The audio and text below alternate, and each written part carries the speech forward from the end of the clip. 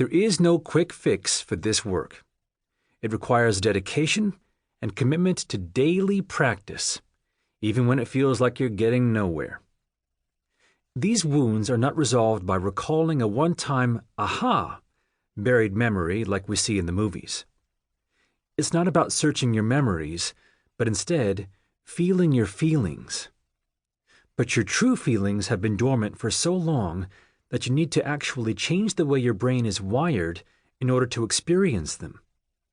You cannot think or analyze your way into emotions. To make this shift, you have to start changing old patterns and habits. This does not simply happen overnight. It takes months or years of changing the channel.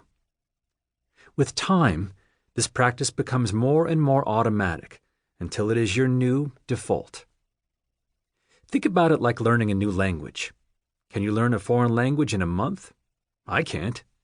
I took Latin for 6 years, and I can barely remember 2 words.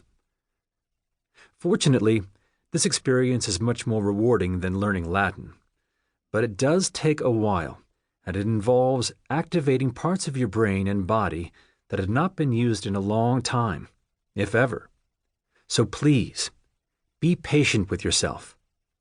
You wouldn't be expected to pass the final exam of advanced Latin on your first day of class.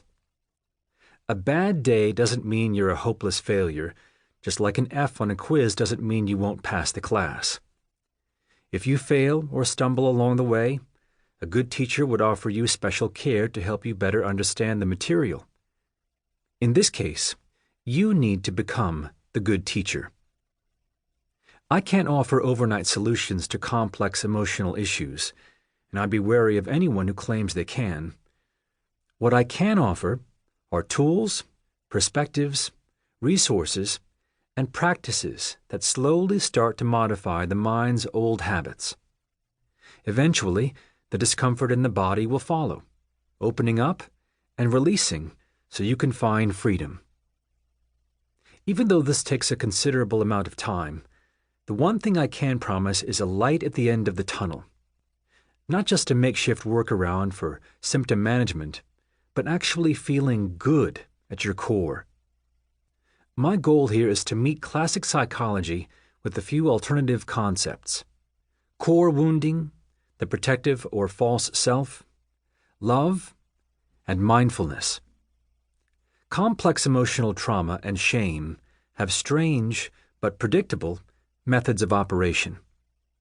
With enough practice and dedication, we can crack these tricky defenses and get to the root of conditions that have previously been declared incurable or hopeless.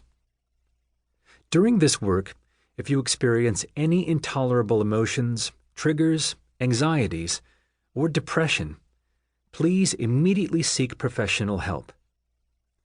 We are going to be exploring uncomfortable sensations, and therapists can be invaluable resources in guiding you through that darkness. Mindfulness. In order to get started, we need to learn how to get comfortable with discomfort. Mindfulness is not about clearing your thoughts, but simply noticing what's going on in a non-judgmental way. Identifying our own behaviors and habits is one of the most difficult things to do, because our behaviors are so familiar to us that they seem normal. For example, perfectionists might notice, "Wow, I'm so judgmental and controlling all the time. What a nightmare. I really should stop doing that and start being nicer." But they haven't yet noticed how harsh they're being with themselves in this interaction.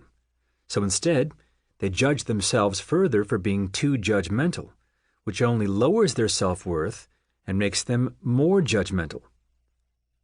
To offer another example, codependents might enthusiastically jump into forgiveness, only to become angry with themselves for failing to forgive someone who treated them like garbage. Put another way, they're willing to forgive others, but they're not able to forgive themselves for their own feelings.